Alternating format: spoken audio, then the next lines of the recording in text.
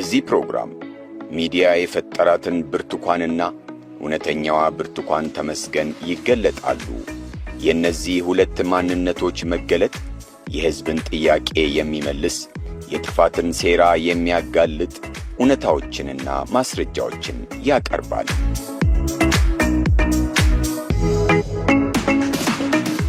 ብርቱካን ሁለት መልክ፣ ሁለት ጠባይ፣ ሁለት ማንነት እንዲኖራት ሶስት አካላት ሰርተዋል።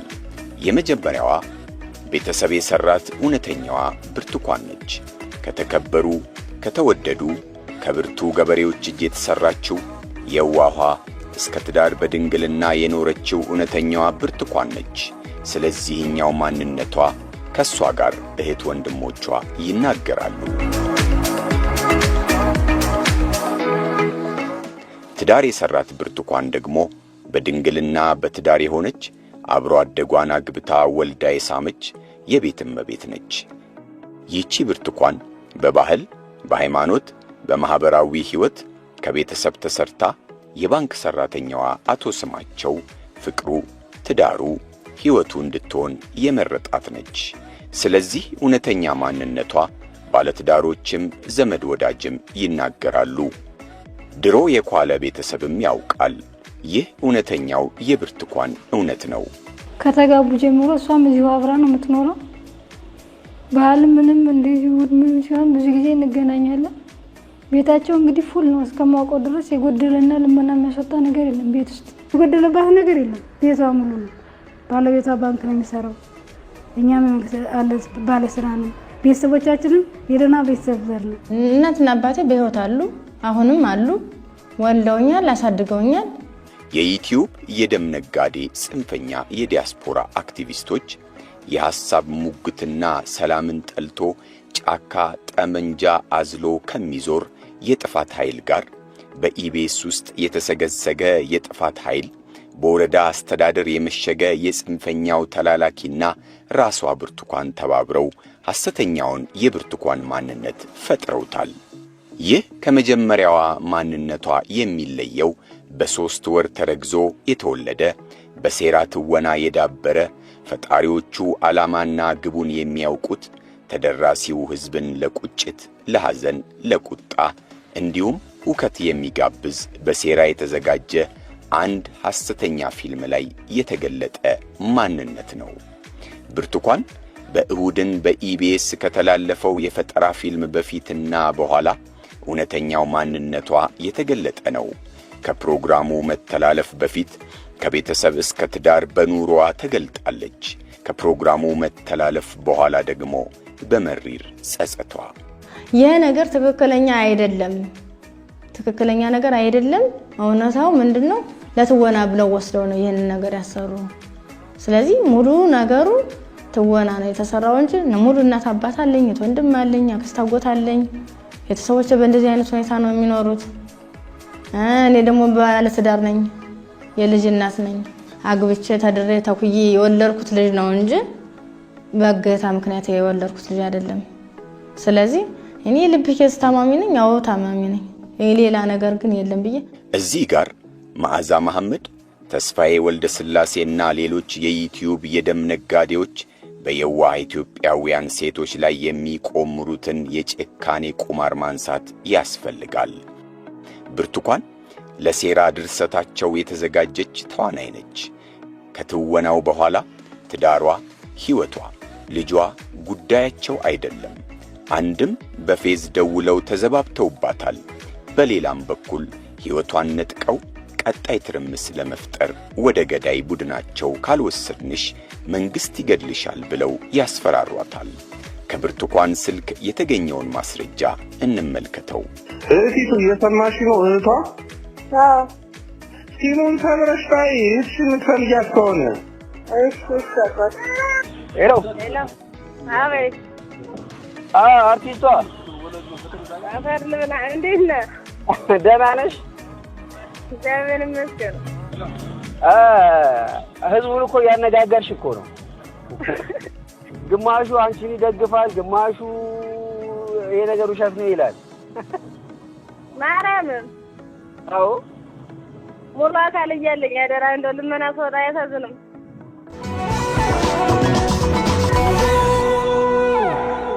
የአዲስ ምዕራፍ ሰዓታችን ላይ ደርሰናል። የዛሬውን ባለ ታሪክ አይተን እንመለስ።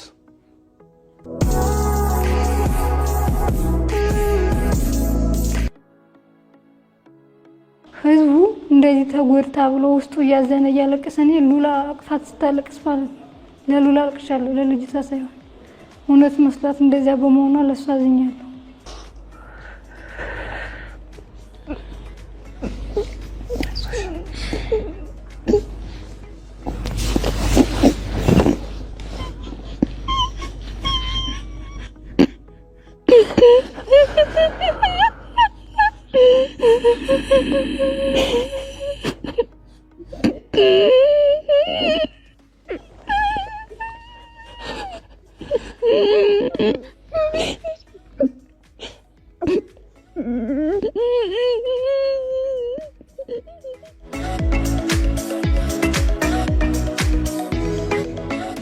ብርቱካን ተመስገን እባላለሁ። ተወልጄ ያደኩት ስናን ወረዳ ነው።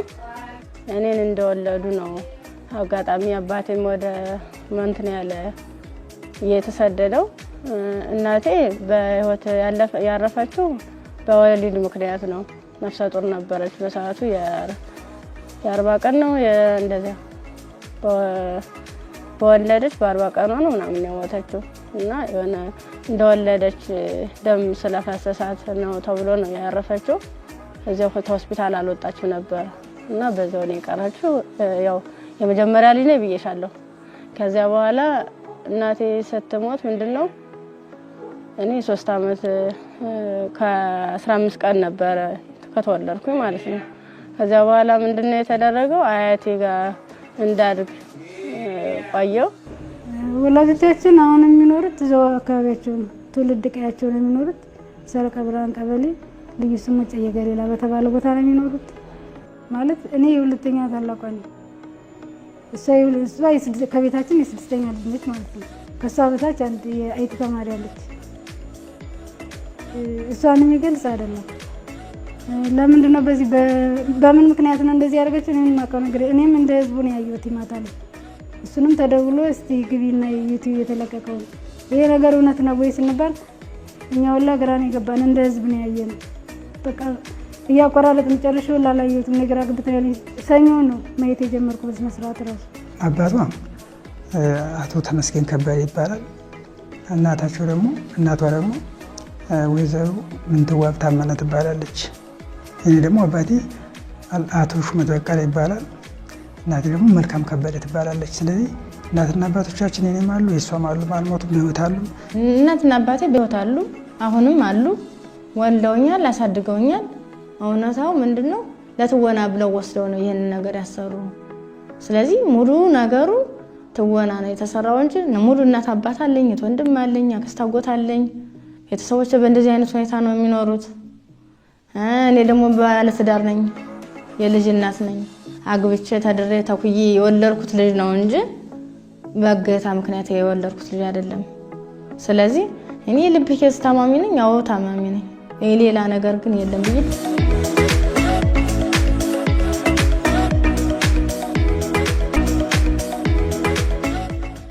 ብርቱካን ያው ስራ ጎጃም ሁለተኛ ሲወረዳ ሰረቀ ብርሃን ቀበሌ ነው ተወልዳ ያደገችው። እሷ ቤተሰብና የኔ ቤተሰብ እዛው አንድ ደብር ላይ ነው ያለው። ከዛ ጀምሮ ቤተሰብ ሰላም ነው፣ እነሱ በደንብ ይግባባሉ።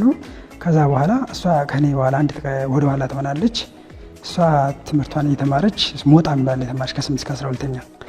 ከ3 ወራት በፊት የተጻፈው ሐሰተኛ ተውኔትና በአንድ ወር የተከወነው ድራማ ሌላው ገጽታ ደግሞ የትምህርት መስክንና የተማረችበትን ዩኒቨርሲቲ ሐሰተኛ መረጃ በመፍጠር ታልሞ የተሰራበት ነው።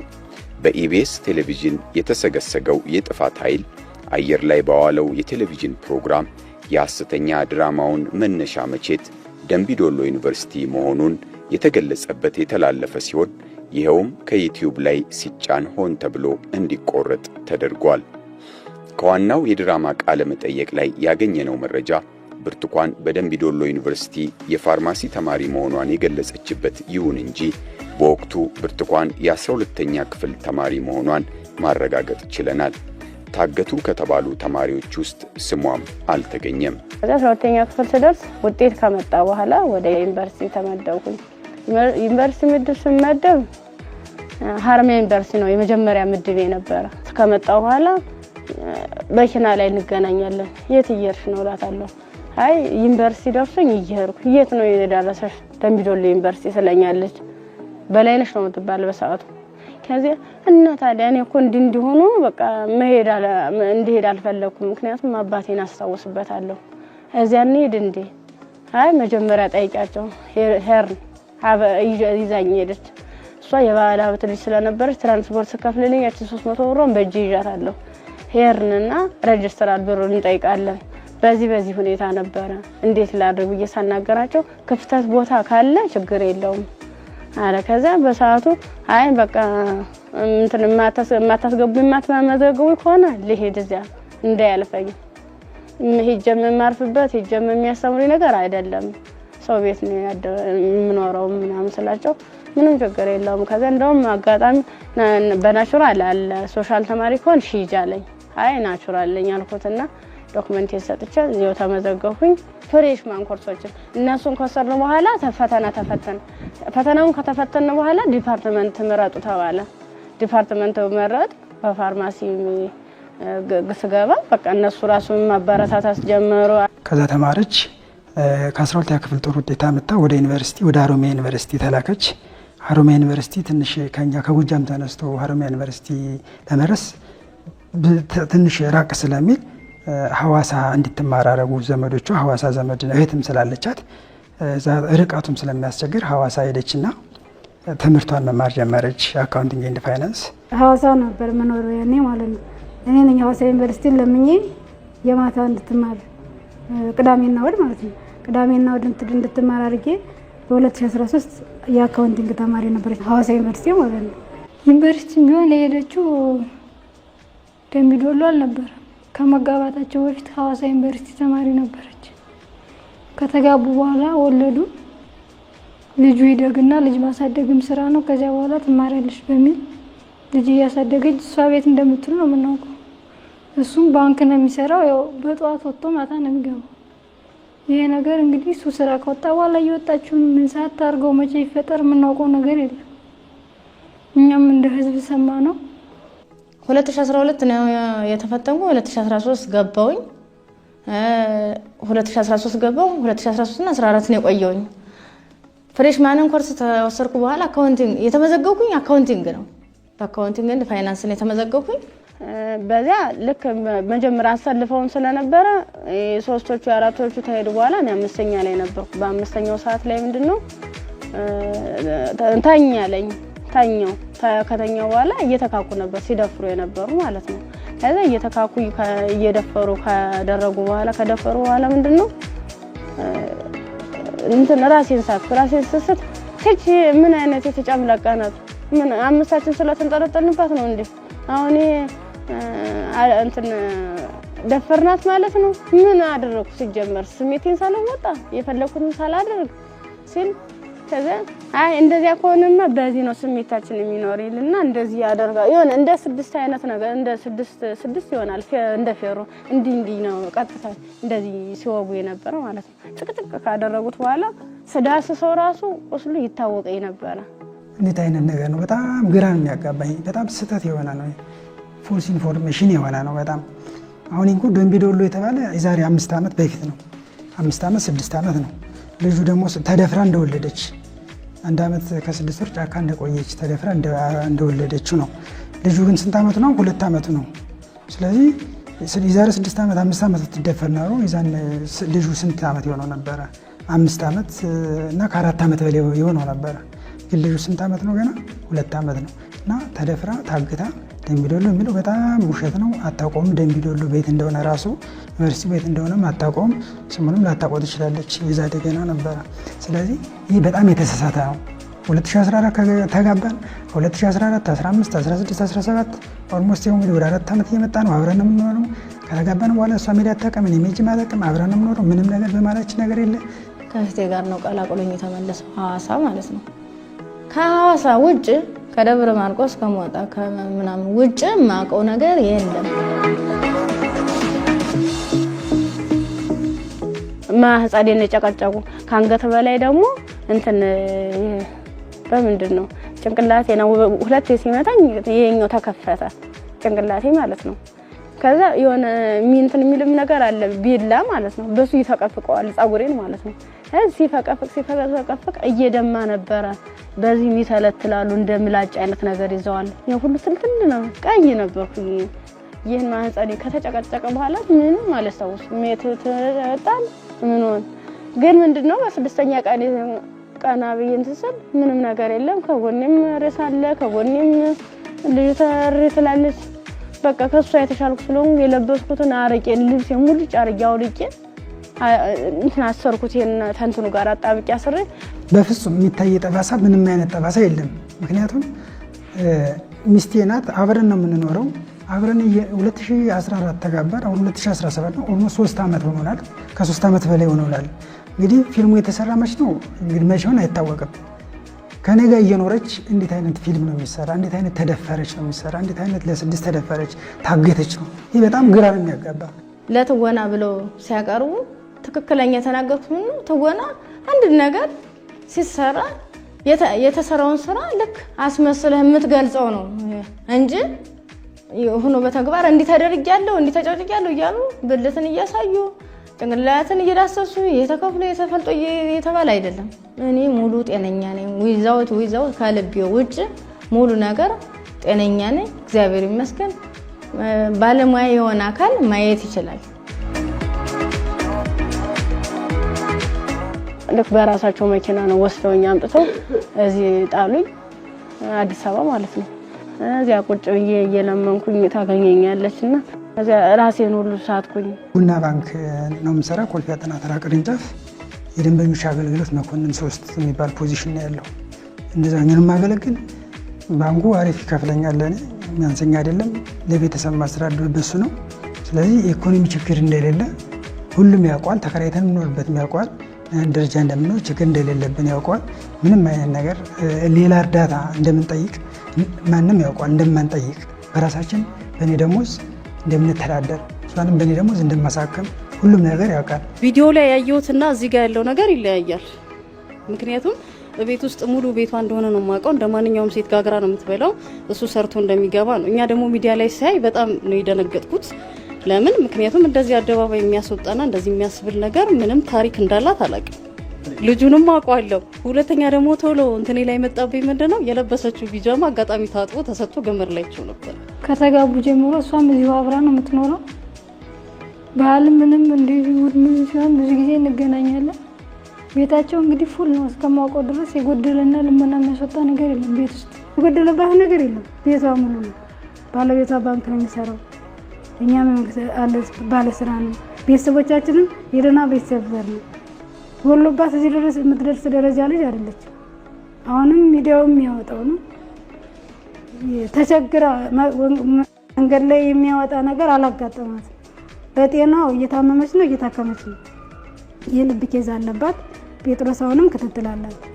ሲቸግረን እኮ እኛ ለሌላ ሚዲያ እኮ ወጥተናል። አሁን አጎታችን በቅርቡ ያው መታወቅም ስለማይቀር ዶክተር ይመስገን አጎታችን ልጅ ነው። እሱን ሲቸግረን ገንዘብ ሲቸግረን በትክክለኛው መንገድ ነው ገንዘብ ልመና ይወጣል። አግዙን ገንዘብ የለንም ለወገን ለራሽ ወገን ነው ብለን በየፌስቡክ አለ ነገ ገጽ ይወጣል። ሲቸግረን ህዝቡን በትክክለኛ መንገድ ጠይቀን አሳክሞልናል የኢትዮጵያ ህዝብ። በዚህ አጋጣሚ የኢትዮጵያን ህዝብ እናመሰግናለን። ሚዲያዎችንም አግዘውናል፣ ተባብረውናል። መጠየቅ ባለብን ሰዓት በትክክለኛ መንገድ እኮ ተጠይቀን ተረድተን ወንድማችን እንድንሆን ወጥቶ አብረን እየሳቀ ነው። ሰው እናትና አባቱ በህይወት እያለ በጤና እያለች እኛ ደህና ነን፣ እግዚአብሔር ይመስገን። ከኔ በላይ ደግሞ ብዙ ታላላቅ ወንድሞች አሉ፣ አጎቶች አሉ፣ ዘመዶች አሉ። በሁሉም አለንላችሁ ነው። ለእነ ሁሉም አንገቱን ይደፋል። የትናንትና አሳይጅ ነበር አጎቴ ነው ያገኘው። በሱ ምክንያት ነው የማስሄድ ዶክተር ነው በቃ ቤት ነው ያለው። እንደዚህ አይነት ነገር ያጋጥመናል ብለን አላሰብንም። በዚህ አጋጣሚ ግን የኢትዮጵያን ህዝብ ይቅርታ እንጠይቃለን።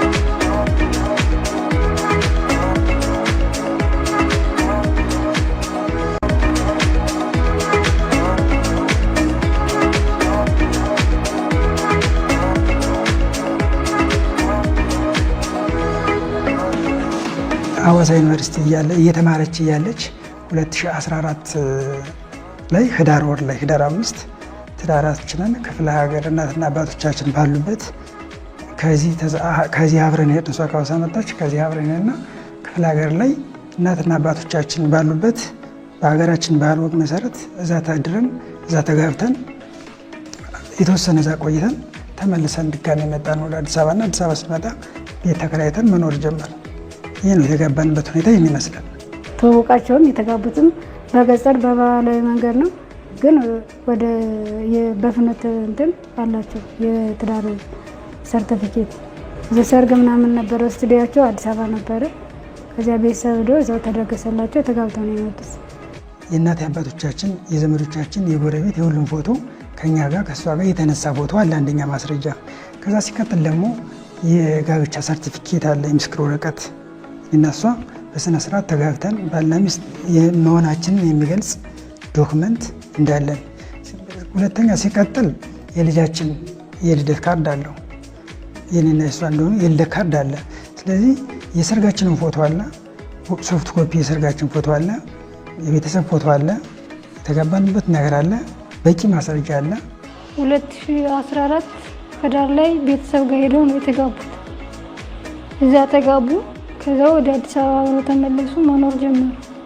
ትዳር ጓደኛ የመጀመሪያ ነው። ከሱ ውጭ ማንንም አላውቅም።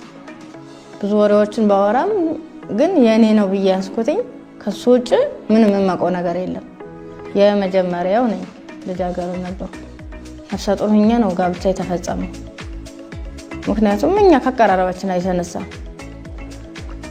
ለዚያ ቀጥታ ጎጃም ሄድን። ሰርጋችንን ካሰረግን በኋላ ተመልሰን የጋብቻ ሰርቲፊኬቱን ይዘን ወደ አዲስ አበባ መጣን። አዲስ አበባ ከመጣን በኋላ ወደ ሐዋሳ መሄድ አልፈለኩም። አንደኛ ትዳር ይዣለሁ፣ ሁለተኛ እህቶች እዚያም ስላሉ ኦፊሻል እንዲላክልኝ እዚህ ማመቻቸት ስላለብኝ አዲስ አበባ ማለት ነው እንጂ እዚያ ቀጥታ በአካል አልሄድኩም። ልጅ እንደተወለደ በሁለት ቀን ሶስት ቀን አካባቢ ይመስለኛል እሷን አሟት ሪፈራል ወደ ባህር ዳር ፈለገ ጊዮን ወይም ጠበቀ ጊዮን የሚባል ሆስፒታል አለ። ወደዛ ሪፈር ተላከላት። በሽታው ምን እንደሆነ አልታወቀም። እዛ ሲሄድ ግን አንድ ሳምንት በኋላ ሁለት ሳምንት በኋላ የልብ ኬዝ እንዳለ ተነገረ። ቅዱስ ጳውሎስ ሪፈራል ላኩላት።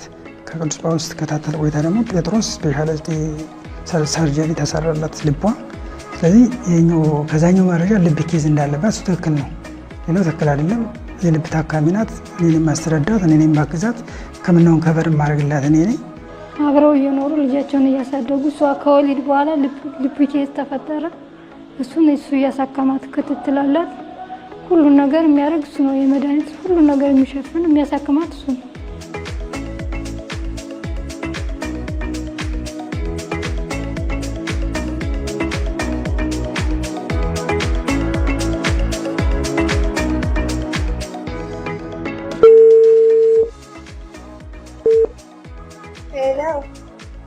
አወይ አንዴ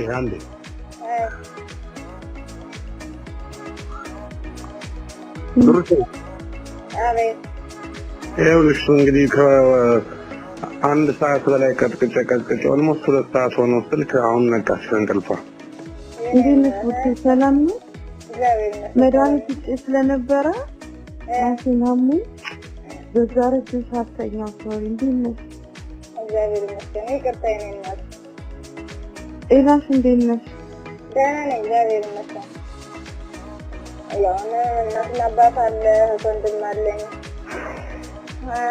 ባለቤትም አለኝ። እንዴት ነው የምትቻለው? ከዚህ ሁሉ አዘቅት የምወጣበት በምን አይነት ሁኔታ ነው?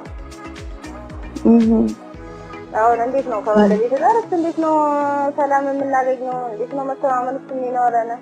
በምን አይነት ሁኔታ ነው ተከባብረን እንደዚህ ድሮ ፍቅራችን የምንኖረው? ቀጣይ ህይወቴስ በምን አይነት ሁኔታ ይስተካከላል? አሁን እኮ በዚህ በታምር አሁን እኔ እንደ እናቴ ስላየሁት ስትጨነቂ ጭንቀቴን ሁሉን አጋሬ ስለሆንኩ ነው ይሄንን ምስጢሩን የምንገር እውነታውን ማለት ነው። ለባለቤቴ ግን ይሄን ሁሉ ታሪክ አላወራሁትም። ምክንያቱም እሱም ባዳ ስለሆነ ነገ ወዲያ ምን እንደሚፈጠር ስለማለው ትክክለኛውን ማውራት አልፈለኩም። ልጃገረድ ነበርኩ፣ ድንግልናዬን አልኳት እና እሱ ከማንም በላይ እኔን ስለሚያምን ከዚያ ወዲህ አሁን እንደዚህ ከሆነ በኋላ ስትጨማለቅ ኖራለሁ ብሎ እምነት ያጣል። ገባ ያው ሁሉ ነገር አይ አሁን ያወራሁት ነው ያለው ሌላ ነገር ነው ካለ ፎኩስ ገብቶ ገና ዛሬ ነበር ትናንትናም ከትናንት ወዲያ ማረፋ እያደፈቀ ነበር ራሱን ያውቀው ነበር ራሱን ስቶ ነበር ጎረቤት ምናምን የስራ ባልደረቦቹ እየሄዱ እነሱ እያደረጉት ነበር ዋ እየተደፋበት ሕክምና ላይ ምናምን ነበር ሰላም ማዛ እባላለሁ እንዴት ነህ እንዴት ነህ እግዚአብሔር ይመስገን ሰላም ነው አለን ይመስገን እንግዲህ እየሰማሁ ባለች ነው ማዛ እባላለሁ ማዛ ማመድ እባላለሁ እሺ የት ነው ሰው እኔ ኢትዮጵያ አይደለሁም እሺ እኔ ጋዜጠኛ ነኝ ከዚህ በፊትም ነግሬያታለሁ በግልጽ ነው የምነግርሽ ከታሰረች ቢለኛላ አራኔ ሲጀመር ይልሽ አንቺን ራሱ ለመናገር ማናገር አልፈለኩም ምክንያቱም እሷን ራሱ እንደዚህ ያታለሉ እየወሰዱ ስለሆነ ስልክ በቻልኩ መጠን አታንሺ ሰው ማንነቱን እስካላወቅሽ ድረስ ከሌቱን ከሌውን እንዴት ታውቂያለሽ ይጋልኳት ነበር እንደው ምንድን ነው ያልኩሽ ብርቱካን እንሲታ ነው የምነግርሽ ስልክሽን አጥፊ እኔ ልደብቅሽ አላልኩሽም ወደ ደብረ ብርሃን ልላክሽ ምንም ነገር አያስፈልግሽም ያለሽበት ገንዘብ አላክልኝ ማለት ተልኮላታል ገንዘብ ብዙ ብር አይደለም 5000 ብር ሰው አምጥቶ እንዲያቀብላት ከዛ በኋላ 5000 ብር ሰው መጥቶ አቀብሏታል ወይ ነው አዋሳ ይኸውልሽ መጓጓዣ ነው ሌላ አይደለም እኮ እንደተደበቀ አይደለም እኛ እኮ እንደተደበቀ ነው ነግሬያታለሁ አዋሳ አያወጣሽም ወደ ደብረ ብርሃን ያስወጣሽ እዛ የሚጠብቁ ሰዎች ይኖራሉ አርፈሽ እንድትቀመጪ ያስፈልግሻል ህይወትሽ የሚተርፈው ከተደበቅሽ ነው ብያታለሁ ማታ ደወልኩላት እኔ በዚህ ስልክ ማታ ደወልኩላት ለሊት ውጪ ከአዲስ አበባ በዚህ አቅጣጫ ይዤ ቀደም እንዳልኩሽ ወታደሮቹ ምን ሲቆጣጠሩ ፋኖስ የሚቆጣጠሩት ቀጠና ላይ ሄዳ እንድትቀመጥ ነው ለደህንነቷ በማሰብ ነው እንዳትሞት በማሰብ ነው ደህንነትን መንገድ አሁን ደግመሽን መቀበል አለመቀበል የራስሽ ጉዳይ ነው ከዚህ በኋላ ያስነቱ ያንቺ ስለሆነ ይህች ልጅ በምንም መንገድ መንግስት እጅ ላይ ከወደቀች አሁን ማንንም አይፈሩም ሲገባት ወደ ጫካ ትውጣል እህትሽ የምትፈልጊያት ከሆነ ወደዚህ ላኪያት ወደዚህ ወደ እንትኑ ፋኖች ወዳሉበት ቀጠና ላኪያት ዶርሚታ ትቀመጣለች የተወሰነ ድጋፍ የሚያደርግላት ሰው እንፈልግላታለን ጊዜ ሲወጣ እንደዛ ነው መሆን ያለበት አላያችሁን አታገኛትም እኔ ሌላ ምልሽ ነገር የለኝም እኔ ጋባኛል ያላችሁበት ነገር ቢያንስ መንግስት ወደ ማይቆጣጠሩ ካሉት ወደ ቢቆጣጠሩት ቦታ ላመቻችሽ ይችላል ልጅሽን እንደዛ ተቀመጭ ይሄ ጊዜ ያልፋል ይሄ ግርግር ያልፋል ሌላ ወሬ ማያስፈልግም እኛ ምንም አንልም የት እንደገባች አልታወቀም ተብሎ ከዛ በኋላ ገመናችን የራሳችን ገመና ነው የራሳችን ወርደት ነው ወዳችን ገዝ እንላለን የተበላሸው ነገር ስማርት ልጅቱ ሚዲያ ላይ ወጣው ሁሉ መስተባበል ታስባለች መንግስት ምራት ነው የመሰላት ይመስለኛል ይገልጻል የሚቆል ሊቪስና መንግስት አብሮ ነው የሚሰራው አስቀልድ ብዙ ነገር አበላሽቷል ይሄ ቀልድ አይደለም ሆኖም የተፈጠረው ነገር በሁሉም ዘንድ መንግስት ቢለቅስ አማራ ይለቅስም አማራ ቢለቅስ መንግስት አይለቅስም ለቃላት እንደተከበረ ሰው አስቢ ስልክሽን አታንሺ አስቢ ከራስሽ ጋር ተነጋገሪ ተለማምጣው ማዚ እህቱ እየሰማሽ ነው እህቷ ሲሞን ተብረሽታይ እሺ ምትፈልጊያት ከሆነ እሺ ሰፈር አስበሽ ወስኝ መደበቅ ከፈለግሽ አግዝሻለሁ ይሄ ነው ልልሽ የምችል ቡርቴ ይሄን ትበሪ እሱ ግን ትበሪ ነው አይ የእናንተም በምን ሊያዘው አሁን የእናንተም እኮ ታስፈልጉኛላችሁ በስክሪቶ ተፈሻል ጋርሱን ሲባሪ እሱ እንይዛለን ቁጥሩን እንሰጣለን እሱ ተማረቀት ያዚ ሲደመር አንድ ሶስት ለሶስት የፖሊስ የምርመራ ውጤት እንደሚያሳየው ሐሰተኛ መረጃን በመጠቀም በብርቱካን በኩል የተተወነው የፈጠራ ፊልም እንዲያሳካ የተፈለገው ዋነኛ ዓላማ የጥፋት ኃይሎች በሀገሪቱ እየታየ ያለውን ሰላምና መረጋጋት ዘላቂነት እንዳይኖረውና የጥፋት ዓላማቸውን ለማስቀጠል የሞከሩበት ሀገራዊ ትርምስ ለመፍጠር ሰፊ ዕቅድ ያለው ነበር። የሕዝብ ቁጣ ለመፍጠር ከዲያስፖራ እስከ ከተማ ከከተማ እስከ ጫካ የተዘረጋ የጥፋት ጉዞ ሞክረዋል። ጥፋቱ ቀጣይነት እንዲኖረው የሚያግዝ ለተከታታይ የጥፋት ተግባር ምስል ከሳች የሆነ ድራማ በደም ነጋዴዎቹና በኢቢኤስ ቴሌቪዥን አቀናባሪነት በዋናዋ ተዋናይ ብርቱካንና ተባባሪዎቿ ተሰርቶ ለመላው ኢትዮጵያውያን ተሰራጭቷል። ምንም እንኳን ሰፊ ተመልካች ባለው የቴሌቪዥን ፕሮግራም በሰውኛ ትረካ በእንባና ሐዘን ታጅቦ የተሰራጨውን ሐሰተኛ ትወና ሕዝቡ ተመልክቶ ቢያዝንም የደም ነጋዴዎቹ ያሰቡት አልሆነም። አስቀድሞ በተዘጋጀው የዲጂታል የፕሮፓጋንዳ ክንፋቸው አማካኝነት ከቀደሙ ፈጠራዎቻቸው ጋር ክስተቱን በማቀናጀት በየአካባቢው ሁከትና ብጥብጥ ለመፍጠር ባይሳካም ተፍጨርጭረዋል። የተሰጠውን እንዳለ የማይውጠው ተመልካች ሐዘን፣ ግርታ፣ ጥያቄና ማስተዋል አልተለየውም። ያሰቡት ያልተሳካላቸው የደም ነጋዴዎች ያሰቡት አልሳካ ሲላቸው ከአንድ አመጽ ወደ ሌላ ለመሸጋገር አጀንዳውን እንዝጋው እስከ ማለት በግልጽ ተናገሩ። በእርግጥም ጉዳዩ አጀንዳውን ከመዝጋትም ያለፈ ነበር። ያሰቡት ካለመሳካቱም በላይ ሴራው እንዳይጋለጥ፣ ሕዝቡ እውነተኛውን መረጃ እንዳያውቅ ዋናውን የፈጠራ የመረጃ ምንጭ ጨርሶ ለማጥፋት ተንቀሳቅሰዋል።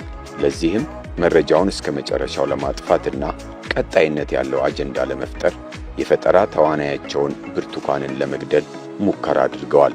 መንግስት ይገድልሻል በሚል ደብዛዋን እስከ መጨረሻው ለማጥፋት ከፍተኛ ጥረት አድርገዋል።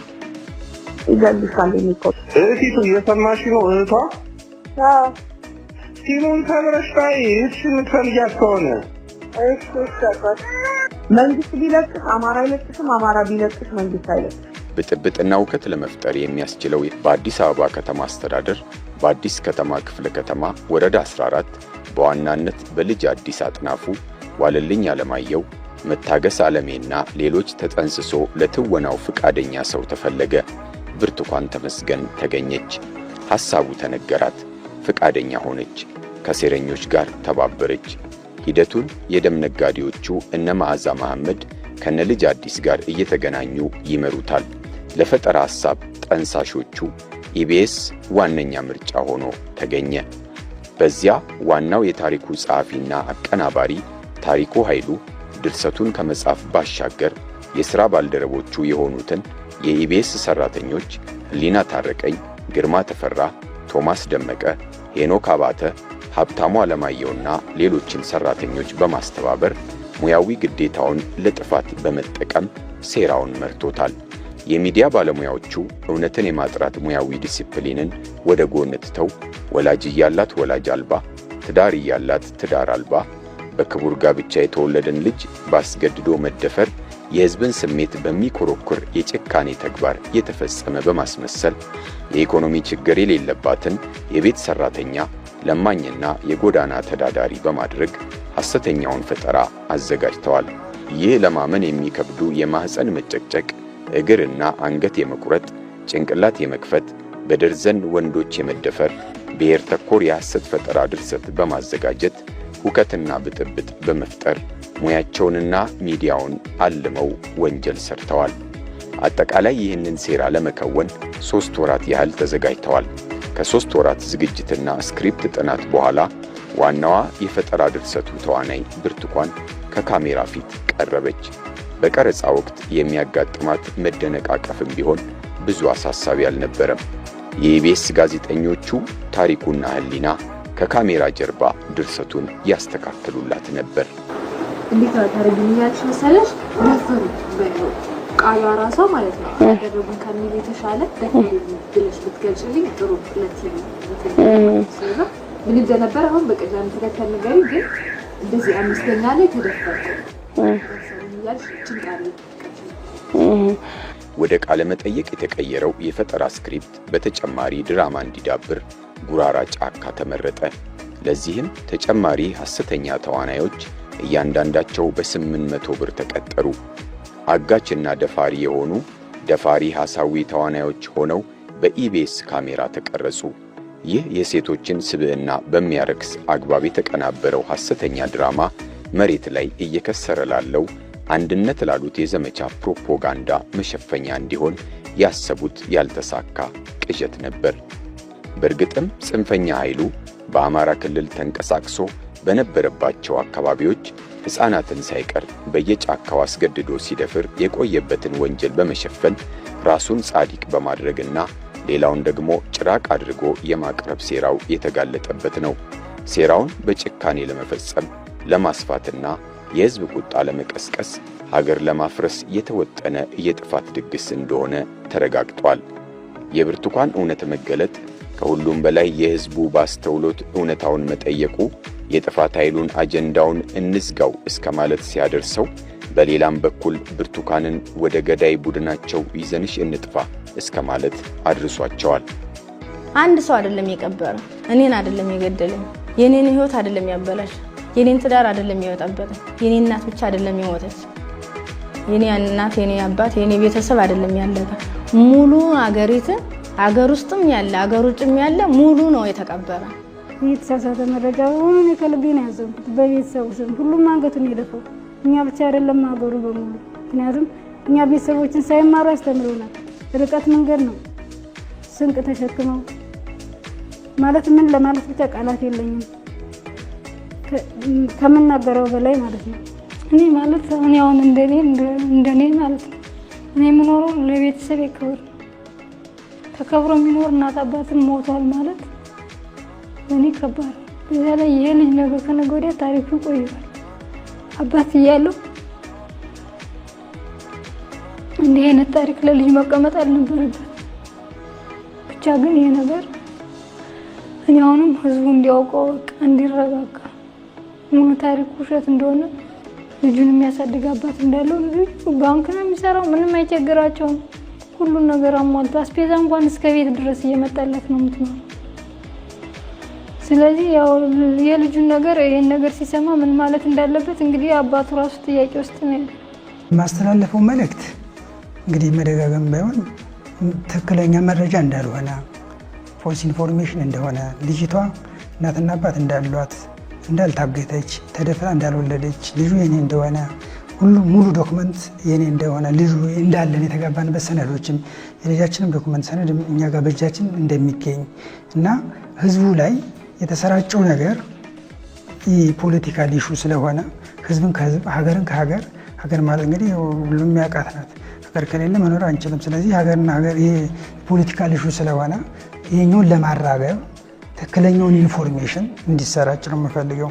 ስለዚህ ይህ መሆን አለበት። ያኛውን የባለፈው የተወራውን መቀልበስ አለበት። ይሄኛው ትክክለኛው ኢንፎርሜሽን ይወጣና ለህዝቡ ማስተባበል መናገር ያስፈልጋል። ምክንያቱም ህዝቡ እውነት ይሁን ሐሰት አላየው ሚዲያ ላይ ወጣች፣ ያን ሚዲያ ይዞ ሚዲያው ደግሞ እውነት ነው ተብሎ ስለሚታሰብ ትክክለኛ መረጃ ይቀርባል ብሎ ስለሚያስብ ህዝቡ ያኛውን እያዘ በየእንትኑ እንትን አለው። ስለዚህ ትክክለኛ ኢንፎርሜሽን አይደለም፣ መስተካከል አለበት ብዬ ነው የማስበው።